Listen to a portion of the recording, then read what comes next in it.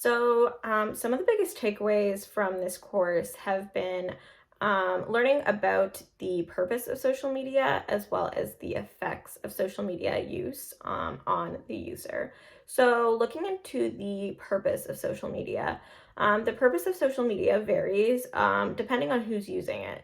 So, governments, organizations, and businesses, they're often using social media as a way to communicate with um, either their buyers or just an audience that they want to reach. So, social media is a great way to reach a target audience, whether you're trying to sell a product or whether you're trying to spread a message. But overall, you're trying to communicate with someone else, another person, a target audience on the other end of the device.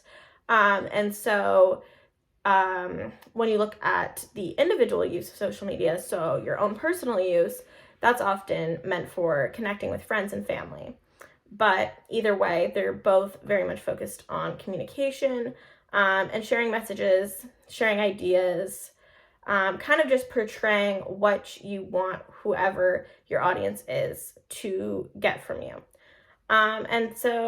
In this course, we often talked about climate change. And so if you look at climate change as an issue, and then you look at the use of social media in the climate change movement, it kind of proves the purpose of social media and the effectiveness that it can have as a mechanism to spread a message, because social media allows for connections to be made quickly across the globe. Messages can be shared from one person to another, from groups to different groups. And because climate change affects everyone on the globe, it's incredibly important to be able to connect with everyone at a global level, and social media is the one way that you can do that, and also the fastest way that you can do that. So social media is a great way to share the messages of climate change and to share initiatives and to reach out. And it can just be a way to engage people in whatever kind of movement that you are trying to share.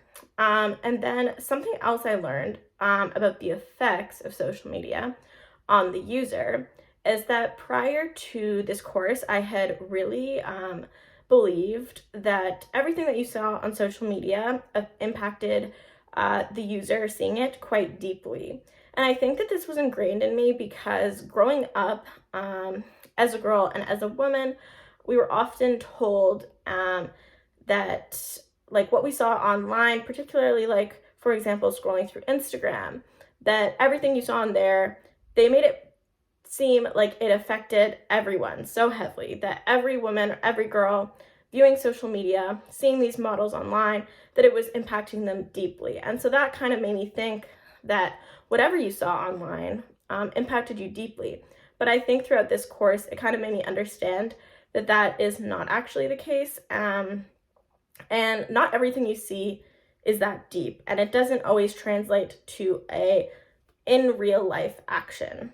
And even me, when I scroll through like TikTok and I see things that I'm not interested in, I just scroll by. I don't even think twice.